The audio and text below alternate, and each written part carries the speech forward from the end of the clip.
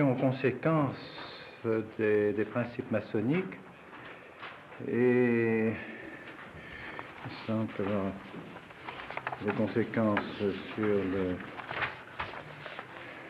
avions dit donc sur les mœurs privées et publiques, les conséquences pour la famille, et nous en arrivions aux conséquences pour l'éducation de la jeunesse.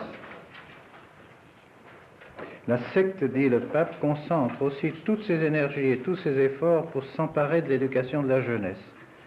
Les francs-maçons espèrent qu'ils pourront aisément former, d'après leurs idées, cet âge si tendre et en plier la flexibilité dans le sens qu'ils voudront. Rien n'étant devant être plus efficace pour préparer à la société civile une race de citoyens telle qu'ils rêvent de la lui donner.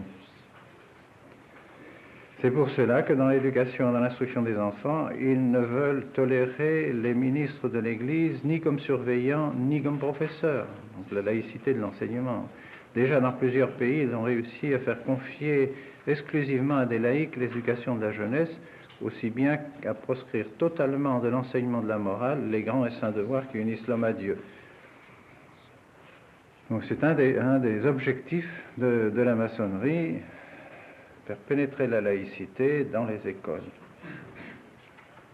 On pourrait ajouter, le pape ne l'a pas mis, mais c'est dans les programmes, vous savez, des actes de la haute vente que Pie IX avait fait publier par M. Crétino-Joly.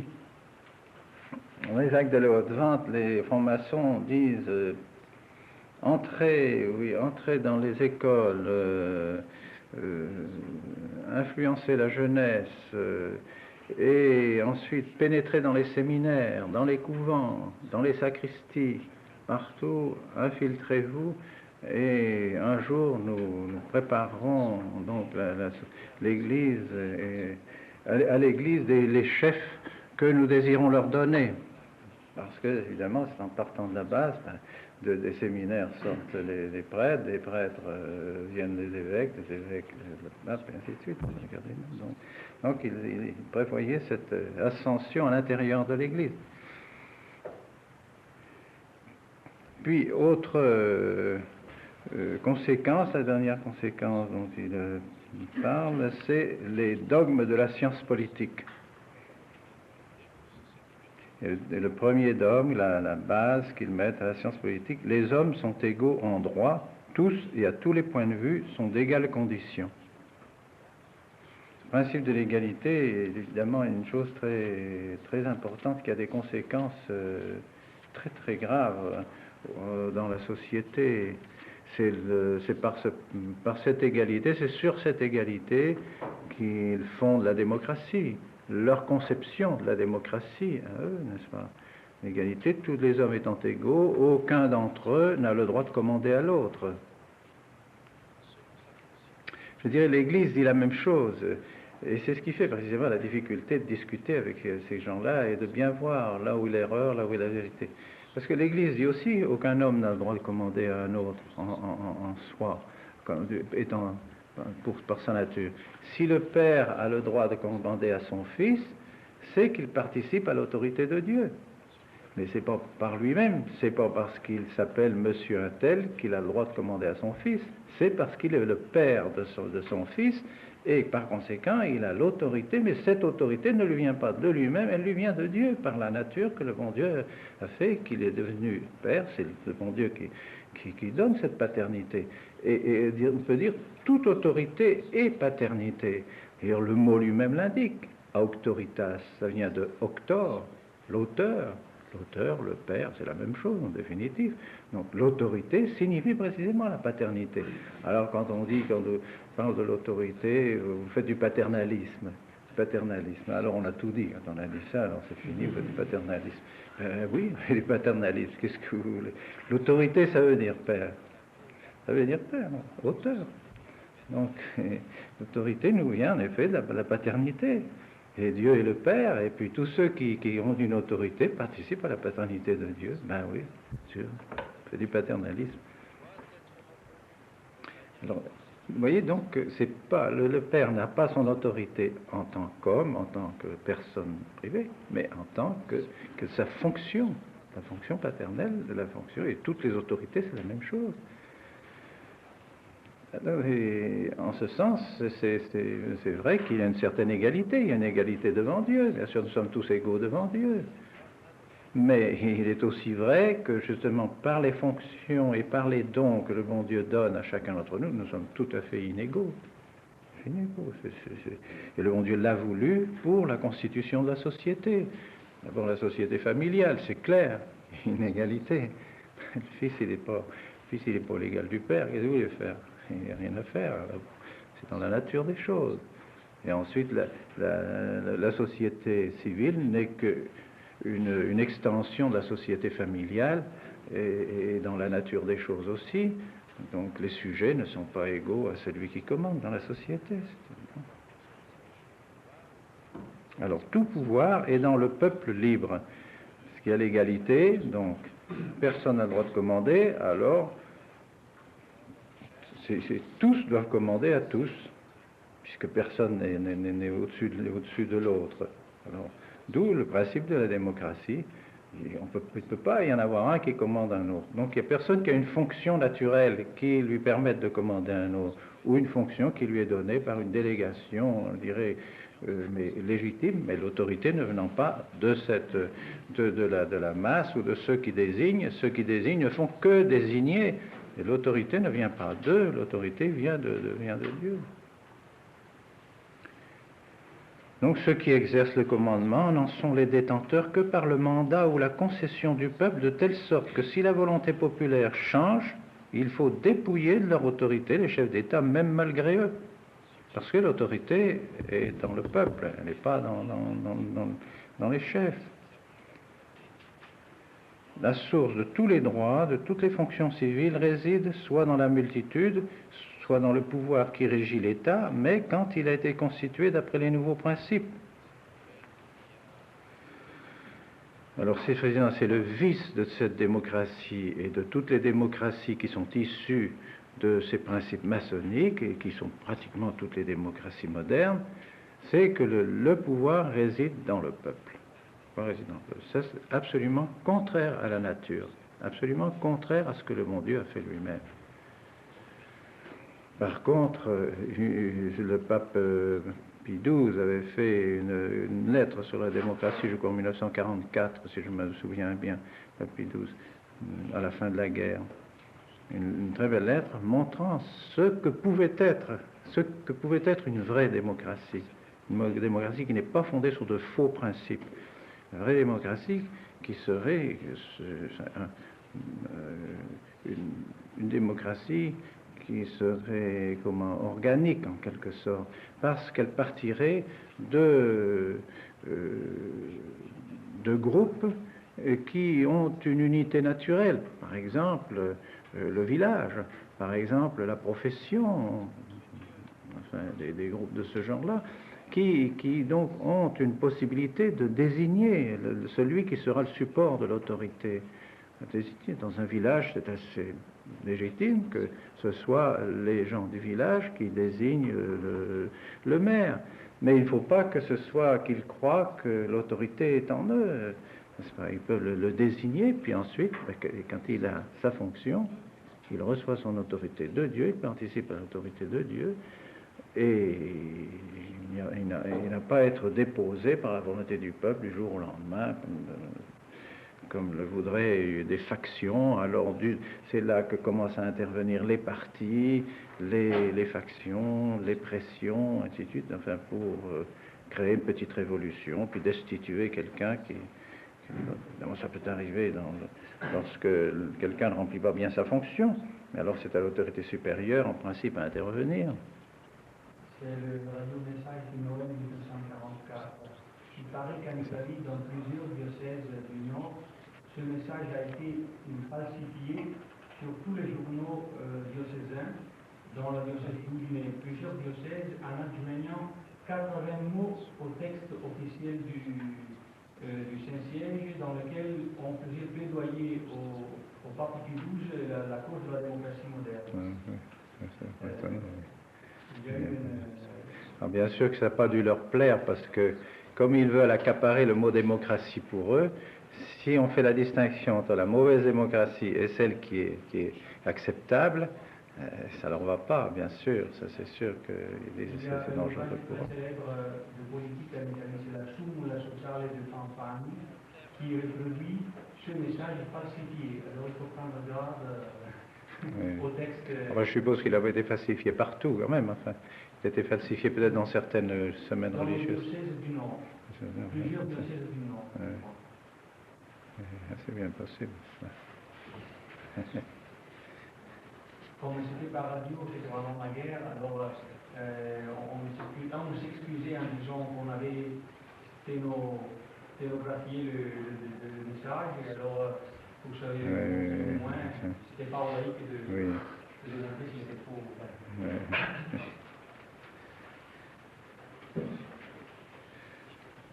Et il est évident d'ailleurs que c'est ce que disent les papes, n'est-ce pas, il est évident qu'un suffrage universel, par exemple, pour désigner un président de la République, c'est de la pure folie. Les gens ne le connaissent pas. On vote pour quelqu'un qu'on ne connaît pas. Comment peut-on voter pour quelqu'un qu'on ne connaît pas? On ne sait pas qui il est, on ne sait pas d'où il vient, on ne sait pas ce qu'il fait, on ne sait pas ça. On ne vote pas pour quelqu'un qu'on ne connaît pas. Alors tous ces députés qui se présentent, même qui ne sont pas originaires du pays, ils vont se présenter, un député du Nord se présente au Sud, un député de l'Est, ils se présentent comme ça. Les gens ne le connaissent pas.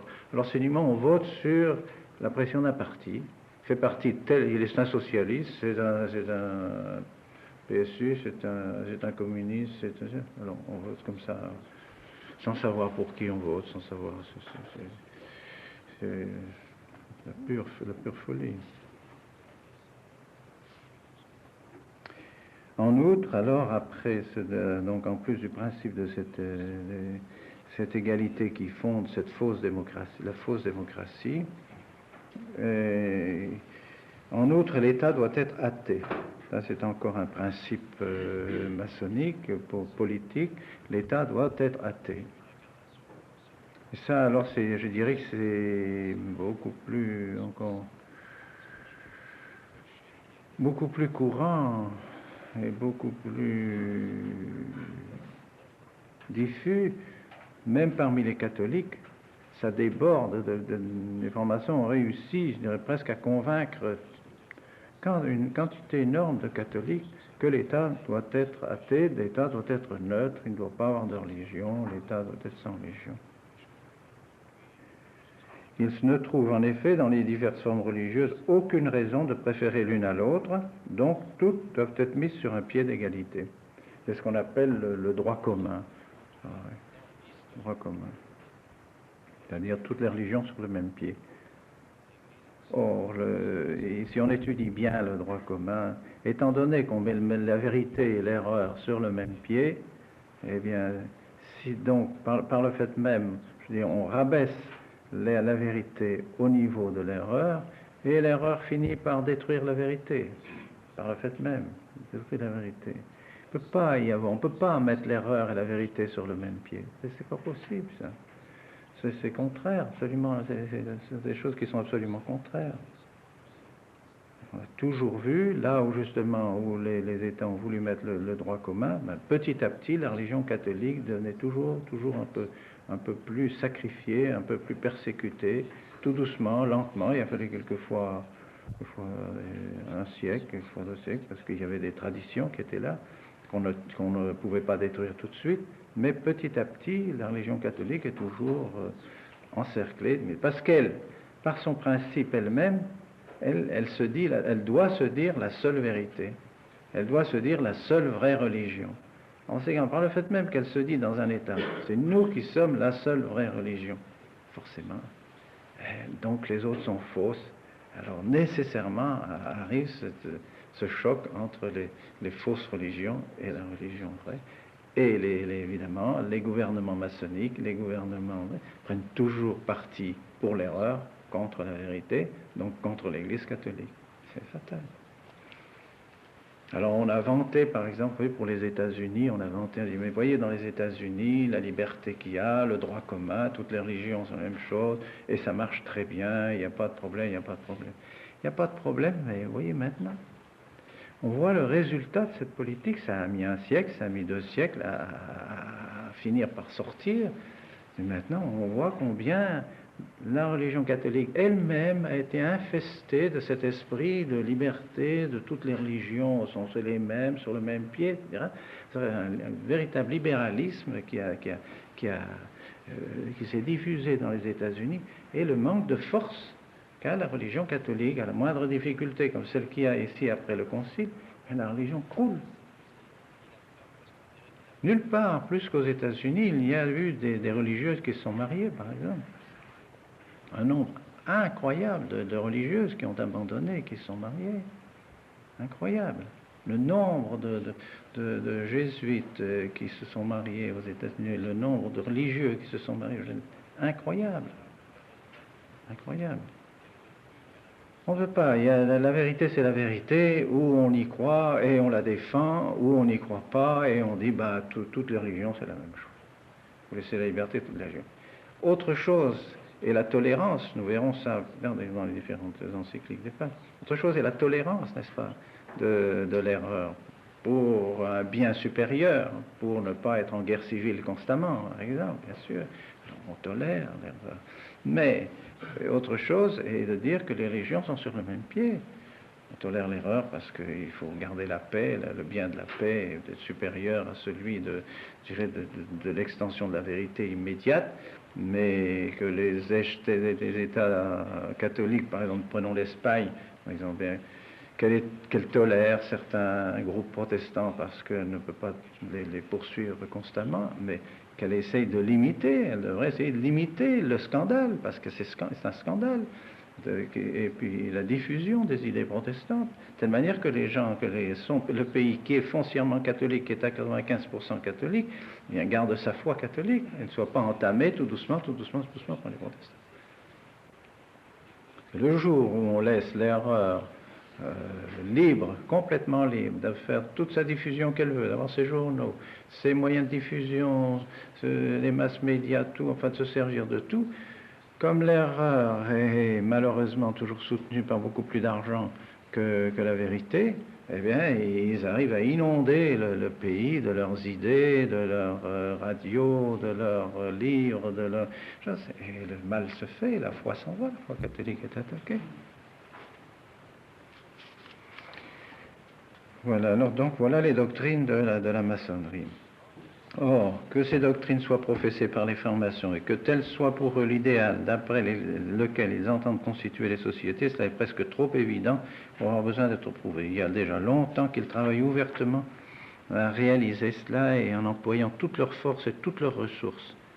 Ils frayent ainsi le chemin à d'autres sectaires nombreux et plus audacieux qui se tiennent prêts à tirer de ces faux principes des conclusions encore plus détestables, à savoir le partage égal et la communauté des biens entre tous les citoyens, après que toute distinction de rang et de fortune aura été abolie. Il fait allusion évidemment au communisme. Et en effet, le principe logique de l'égalité dans tous les hommes, on doit arriver au communisme pour que tous les hommes mangent autant, pour que tous les hommes aient les mêmes possibilités, que personne n'ait d'argent, que la distribution, soi-disant, des biens soit égale pour tous. Donc l'expropriation totale, plus personne n'a de propriété, et on est tous dépendants de l'État, esclaves de l'État. C'est l'esclavage total, enfin c'est ce qui se passe aussi chez les soviets, c'est exactement ça. Tout cela est très important à connaître. C'est le droit de propriété privée, par exemple, justement. Il y a des idées qui paraissent comme ça généreuses, mais si on avait tous la même chose, tous les mêmes biens, on serait tous égaux. Il n'y aurait pas un qui serait plus que l'autre. S'il y en a un qui n'a pas un qui aurait plus d'argent que l'autre, on serait tous sur le même pied, c'est tous la même chose. Ce sont des rêves que le bon Dieu n'a pas voulu. Le bon Dieu n'a pas voulu parce que vous pouvez distribuer la même somme. On vous distribue ici la même somme à chacun là, pour, n'est-ce pas, à votre disposition, et on revient vous voir un mois après. Et il y en a qui auront le double, puis il y en a qui n'auront plus rien. Je ne sais pas comment il aura fait pour ramasser l'argent de l'autre pour le mettre dans sa poche, mais enfin c'est un fait. C'est comme ça, que voulez-vous faire? Il n'y a rien à faire. Ils ont essayé ça combien de fois? Même j'ai vu ça dans des pays comme à Madagascar, et là, ils ont fait des essais comme ça, des essais d'expropriation de gens riches, si vous voulez, ou d'exploitation agricole très importante. Alors on a exproprié, l'État a même indemnisé, enfin le propriétaire, et puis on a partagé tout ça en petits lots, en terre, etc. On a dit maintenant, ce sont ceux qui travaillaient dans la propriété qui auront chacun leur lopin de terre, avec leur petite maison, avec leurs instruments de travail, avec ceci, avec cela, et ils vont tous exploiter, ils vont tous pouvoir vendre. C'était la ruine totale. Non, mais total, je suis habitué à travailler, à recevoir leur paye à la fin du mois. Tout à coup, on les met propriétaires, petits patrons, etc. Ils sont perdus. Il y en a l'un ou l'autre qui a réussi à émerger un peu, mais la plupart ne demandent qu'à redevenir tout simplement ouvriers comme ils étaient autrefois, à travailler puis à toucher leur salaire à la fin du mois. Ils disent, on ne sait pas comment s'y prendre, ils ne savent pas comment faire, ils ne savent pas s'organiser, ils ne savent pas... Oui, ils n'ont pas été préparés. Le bon Dieu a fait, c'est dans la nature des choses. Il y en a qui sont plus intelligents, plus débrouillards, plus... On est tous différents. Le bon Dieu a fait ça pour que la société enfin, se s'entraide, que les gens s'entraident. C'est normal. C'est normal. Et la propriété privée, n'est-ce pas, est quand même dans la racine de l'homme. Le seul fait que nous avons, je dirais, que nous sommes propriétaires, enfin propriétaires, nous sommes locataires, c'est vrai, puisque c'est le bon Dieu qui est notre propriétaire. Mais enfin, le bon Dieu nous loue, en quelque sorte, nous donne notre âme, notre corps, avec des lois, de la manière de s'en servir, etc. Nous devons faire comme ceci, comme cela. Mais il nous donne justement nos membres, tout ça, notre esprit pour travailler, nos membres pour travailler.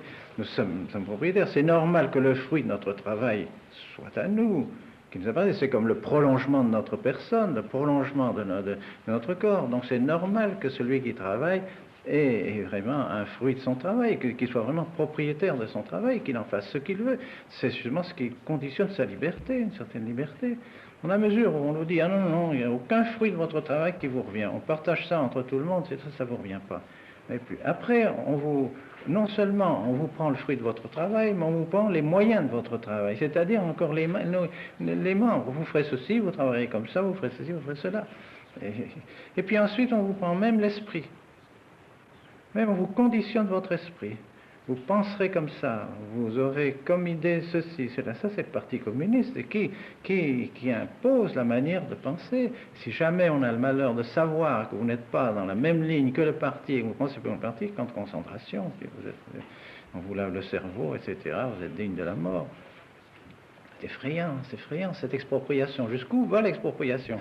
C'est pas seulement les grands moyens, les champs, tout ça, les grandes propriétés, ainsi de suite. Tout doucement, même les petits, vous voyez, sont établis en kolkhoz, ils n'ont plus rien à eux, ils n'ont plus rien en propriété. Puis ensuite, même leur travail leur est commandé, et les gens du parti sont là, et ils doivent travailler comme le type du parti leur dit, puis ensuite ils doivent penser comme le parti pense. C'est épouvantable, cet esclavage. Affreux. On n'imagine pas ce que ça peut être.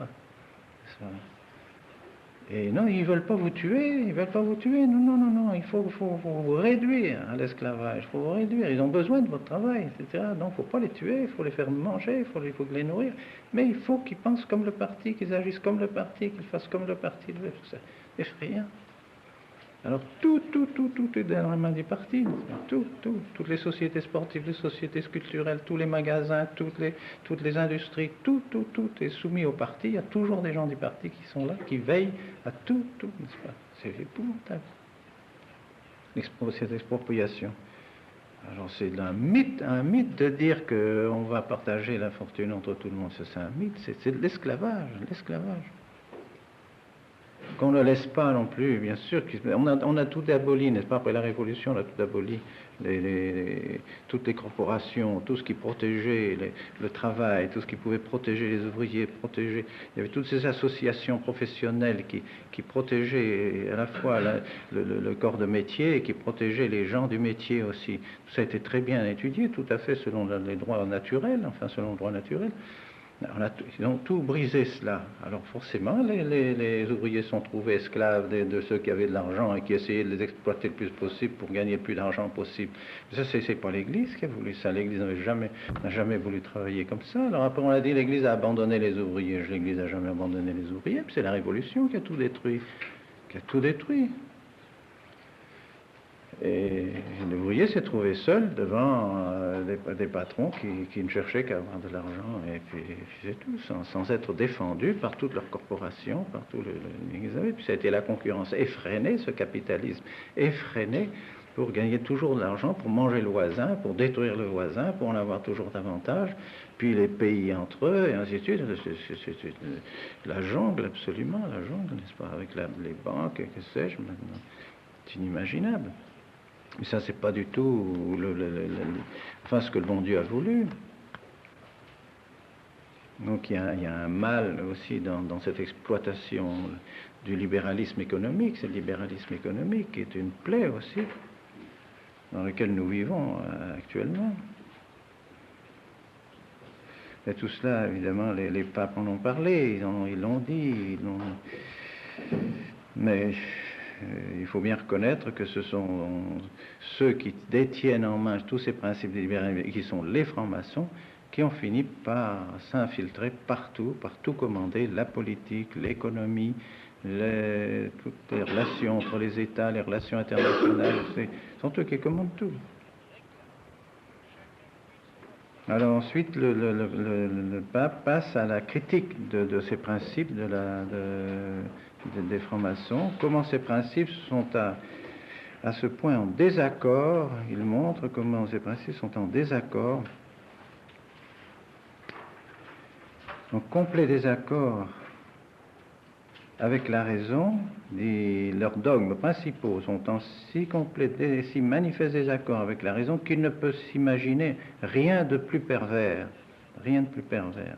En effet, vouloir détruire la religion et l'Église établie par Dieu lui-même et assurée par lui d'une perpétuelle protection pour ramener parmi nous, après 18 siècles, les mœurs et les institutions des païens, n'est-ce pas le comble de la folie et la plus audacieuse impiété? Mais ce qui n'est ni moins horrible ni plus supportable, c'est de voir répudier les bienfaits miséricordieusement acquis par Jésus-Christ, d'abord aux individus, puis aux hommes groupés en famille et en nations. Bienfaits qui, au témoignage même des ennemis du christianisme, sont du plus haut prix. Certes, dans un plan si insensé et si criminel, il est bien permis de reconnaître la haine implacable dont Satan est animé à l'égard de Jésus-Christ et sa passion de vengeance. Donc, vous voyez, le pape juge ces principes en disant ils sont tout simplement les serviteurs de Satan. On ne peut pas s'empêcher de reconnaître là la haine de Satan contre Jésus-Christ. C'est même très grave. C'était donc une chose dont nous ne pouvons pas ignorer, qu'on ne peut pas ignorer.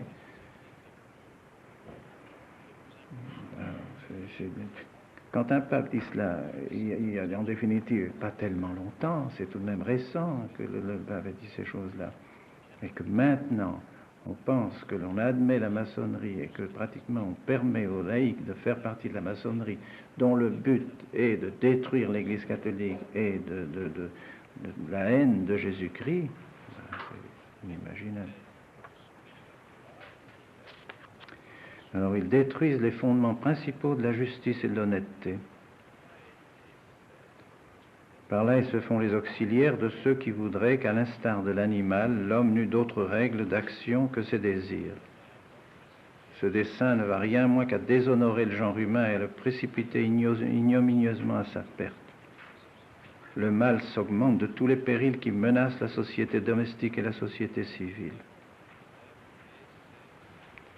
Alors, quant à la prétention, ensuite, donc il examine la prétention de faire l'État complètement étranger à la religion, sans plus tenir compte de Dieu que s'il n'existait pas, c'est une témérité sans exemple, même chez les païens. C'est pire que les païens. Chez les païens, il y a quand même, il y a une religion, il y a au moins certain sens de Dieu et certain sens du sacré. ceux-ci portaient si profondément gravée au plus intime de leurs âmes, non seulement une idée vague des dieux, mais la nécessité sociale de la religion.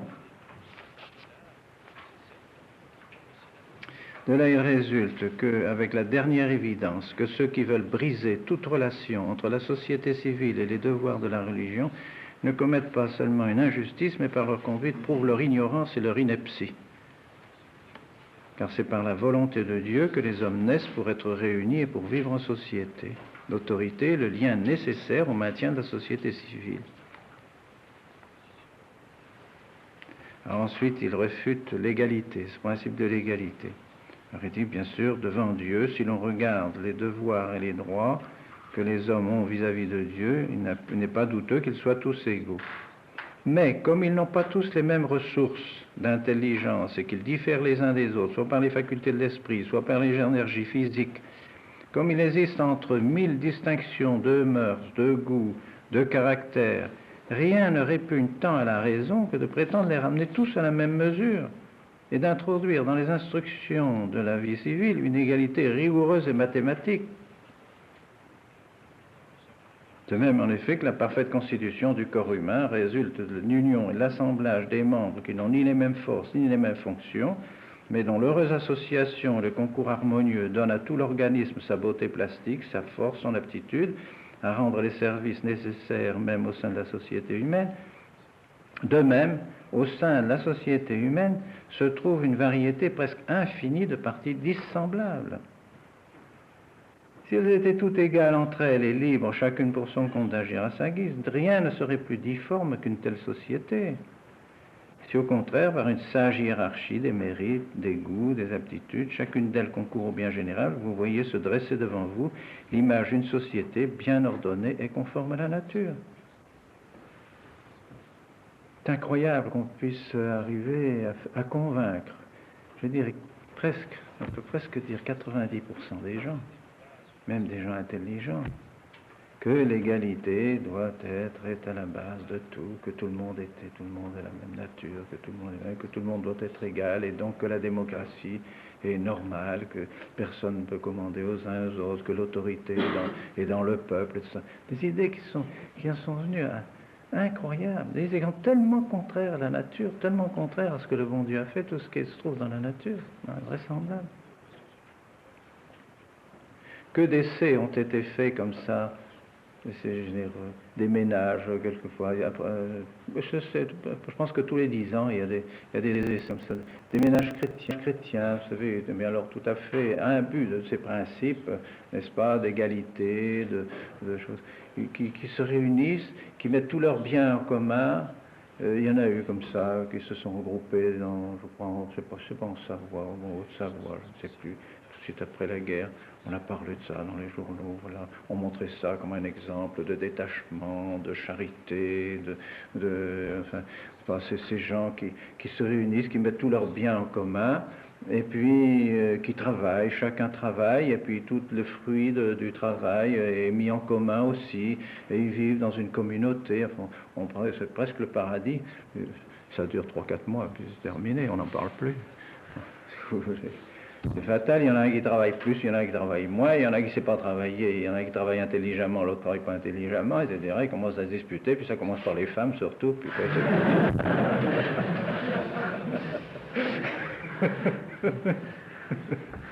c'est sûr.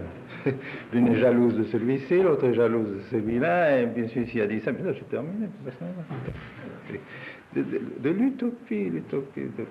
Et ça revient au bout d'un certain temps. Après, quand l'expérience a été mauvaise pendant quelques temps, on n'en parle plus, c'est terminé. Puis il y en a d'autres qui reviennent. Chacun veut faire son expérience, comme ça, des choses absolument utopiques.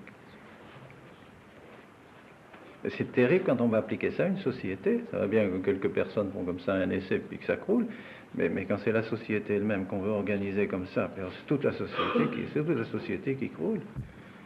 Tout un peuple, tous les peuples qui sont plus organisés, qui sont plus défendus. Alors viennent les révolutions, les heurts, c'est pas de femmes qui s'envoient des insultes, mais c'est toute une classe de la société qui est prête à s'insurger contre l'autre classe de la société, et les meurtres, les grèves, les violences, et presque les guerres civiles. Les malfaisantes erreurs que nous venons de rappeler menacent les États des dangers les plus redoutables. Ils annoncent, les papes ont toujours annoncé les dangers que nous courions. En effet, supprimer la crainte de Dieu, le respect dû à ses lois, laisser tomber en discrédit l'autorité des princes, donner libre carrière et encouragement à la manie des révolutions, lâcher la bride aux passions populaires, briser tout frein, sauf celui des châtiments, vous habituerez par la force des choses à un bouleversement universel, à la ruine des institutions. Tel, il est vrai, le but avéré, explicite que poursuivent les efforts de beaucoup d'associations communistes et socialistes. C'est le but qui était recherché. La secte des francs-maçons n'a pas le droit de se dire étrangère à leurs attentats puisqu'elle favorise leurs desseins et sur le terrain des principes, elle est entièrement d'accord avec elles. Entièrement d'accord avec les communistes et les socialistes. Ne le dit pas explicitement. C'est pas aujourd'hui qu'il le dit, vous voyez, ça fait déjà presque 100 ans que le pape dit qu'il y a entente donc entre les socialistes, les communistes et les francs-maçons. Ce sont les mêmes principes. Et nous le voyons maintenant toujours davantage. Alors ces prêtres, ces évêques, maintenant qu'on entend répéter constamment un socialisme à visage humain. On va avoir un socialisme à visage humain. Oui, notre société. Un leurre. Tous ces prêtres qui font partie du socialisme, qui sont membres des partis socialistes, du PSU par exemple, Parti socialiste unifié, en France, mais ailleurs c'est la même chose, c'est incroyable. Donc ils font le jeu des francs-maçons, ils font le jeu de la franc-maçonnerie, le jeu de la révolution, le jeu de l'esclavage, on arrivera à un esclavage affreux du communisme, encore une fois, toujours la même chose. Et plût à Dieu que tous, jugeant l'arbre par ses fruits, sussent reconnaître le germe et le principe des maux qui nous accablent, les dangers qui nous menacent. Nous avons affaire à un ennemi rusé et fécond en artifice. Il excelle à chatouiller agréablement les oreilles des princes et des peuples. Il a su prendre les uns et les autres par la douceur de ses maximes, par l'appât de ses flatteries. Les princes, les francs-maçons se sont insinués dans leur faveur sous le masque de l'amitié pour faire d'eux des alliés, des puissants auxiliaires, à l'aide desquels ils opprimeraient plus sûrement les catholiques. Afin d'aiguillonner plus vivement le zèle de ces hauts personnages, ils poursuivent l'Église d'impudentes calomnies.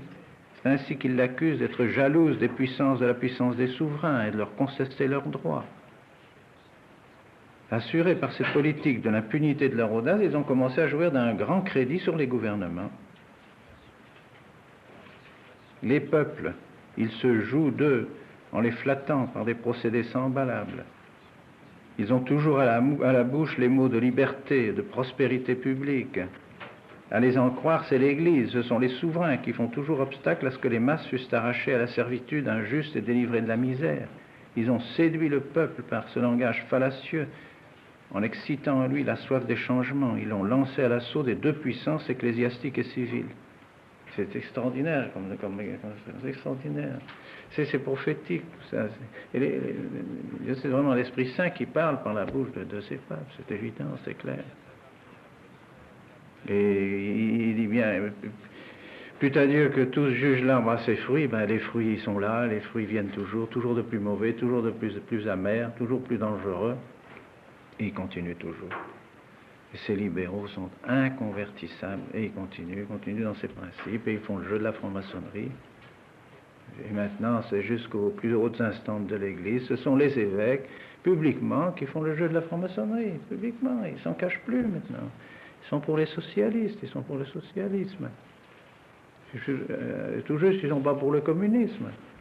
Quelques-uns d'entre eux sont pour le communisme, certains. Parce qu'il y a des valeurs évangéliques dans le communisme. Valeurs évangéliques dans le communisme. Et ça, parce qu'alors les valeurs évangéliques, c'est ça, tous les hommes sont égaux, ben, les communistes, tous les hommes sont égaux, partagent des biens, etc. Et comme faisaient les premiers chrétiens, soi-disant. Et, des choses les plus invraisemblables, n'est-ce pas, contre la nature. Mais il n'est pas vieux. Au synode, l'évêque de Saïgon a fait toute une intervention pour dire qu'est-ce que vous voulez que nous fassions maintenant. Nous avons le choix entre deux positions à Saïgon. Ou ne pas collaborer avec le gouvernement et être poursuivi par lui, que les catholiques soient poursuivis par lui, dit l'archevêque, ou collaborer avec le gouvernement. Alors lui, il a choisi de collaborer pour le gouvernement. Donc collaborer à une société communiste, à la construction de la société communiste, voilà ce qu'il dit, n'est-ce pas? C'est effrayant. Donc l'évêque va collaborer, comme tous ces prêtres de la paix, comme tous ces évêques qui ont été choisis et qui sont en définitive, comme celui qui a succédé au cardinal Milsansti, lui aussi, prêtre de la paix, évidemment, sont des communistes déguisés. Alors ils voient leur peuple malgré tout persécuté, c'est pas ça qui va empêcher la persécution des catholiques, bien au contraire, ça va faciliter encore au gouvernement la persécution des catholiques, puisque l'archevêque ne s'oppose pas. Regardez en Pologne, dès qu'il y a un archevêque qui se pose en défenseur des libertés catholiques, en défenseur du catholicisme, le gouvernement est tenu en respect. Et ils n'osent pas aller jusqu'au bout, jusqu'à la persécution, parce qu'ils sentent qu'il y a une résistance, là, une forte résistance. Karnajewski, il a été, je sais pas, 10 ou 15 ans en prison, dans les jeux communistes, et ça fait rien. Il tient bon, il tient ferme. Et maintenant, malheureusement, ces évêques-là, on se demande d'ailleurs s'ils n'ont pas été nommés dans cette intention. Si on ne les a pas choisis au Vatican, parce qu'ils étaient favorables au communisme, parce qu'ils étaient décidés à travailler, soi-disant, à construire la société communiste. Ça, c'était dit en plein synode. Sans que personne ne dise quoi que ce soit, sans que personne ne fasse aucune objection.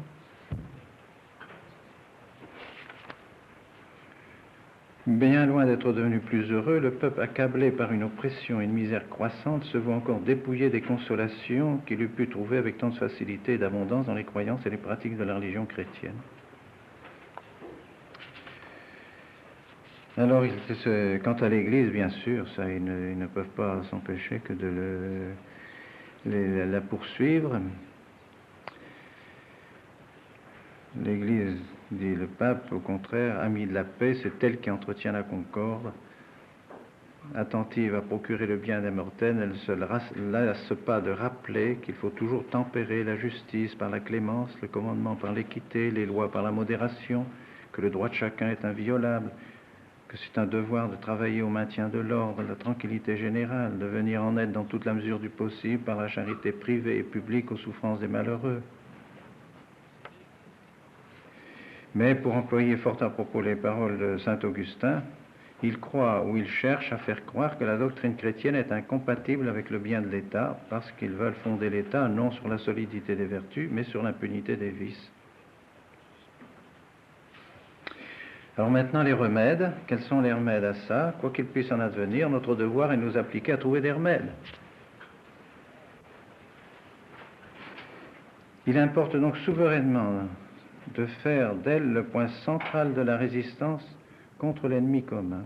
Aussi, tous les décrets portés par les pontifes romains, nos prédécesseurs, en vue de paralyser les efforts et les tentatives de la secte maçonnique, toutes les sentences prononcées par eux pour détourner les hommes de s'affilier à cette secte pour les déterminer à en sortir, nous entendons les ratifier à nouveau, tant en général qu'en particulier. Donc il confirme tous les actes précédents, tous les actes de ses prédécesseurs contre la maçonnerie. Il les confirme publiquement, solennellement. Alors tout ça prend de la valeur, parce que vous savez que dans les magistères ordinaires, ça ce sont des actes du magistère ordinaire, les encycliques. Qu'est-ce qui est infaillible dans les actes du magistère ordinaire? Donc, il y a infaillible et magistère extraordinaire quand le pape parle ex cathedra sur des sujets de foi et des mœurs et qu'il entend engager toute l'Église dans ses affirmations. Ex cathedra quand il annonce lui-même, parce qu'il entend obliger tout le monde. Mais après, dans le magistère ordinaire, c'est-à-dire les encycliques, les discours des papes, quand il confirme la tradition, quand il confirme ce que ses prédécesseurs ont dit. Parce qu'il n'est pas possible que le Saint-Esprit ne soit pas là, présent, quand un pape dit « je confirme tout ce que mes prédécesseurs ont dit sur tel ou tel ou tel sujet ». Pas possible. Alors ça, c'est infaillible. Ce que le pape fait ici, il fait un acte infaillible en disant « je confirme toutes les condamnations de mes prédécesseurs ». Plein de confiance à l'égard de cette bonne volonté des chrétiens, nous les supplions au nom de leur salut éternel et nous leur demandons de se faire une obligation sacrée de conscience, de ne jamais s'écarter, même d'une seule ligne, des prescriptions promulguées à ce sujet par le siège apostolique. Demande donc à tous les fidèles, par obéissance, de se soumettre aux décrets qui sont portés.